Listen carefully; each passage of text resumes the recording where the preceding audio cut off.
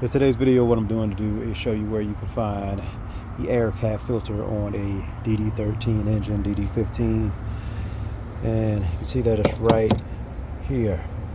So what I need to do is get this Torx.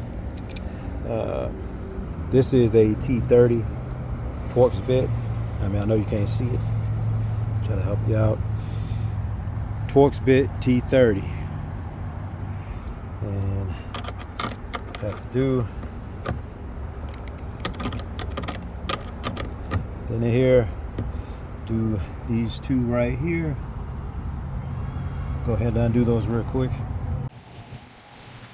Once you get this open, pull this latch here,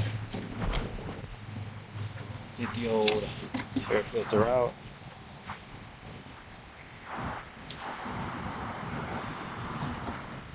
Put in the new air filter. As you can see, it says airflow up, so keep this up where it's. Put this in, just like that, and that's all you got to do. Other than put this thing back, and then you're good. So hopefully this video helps you out.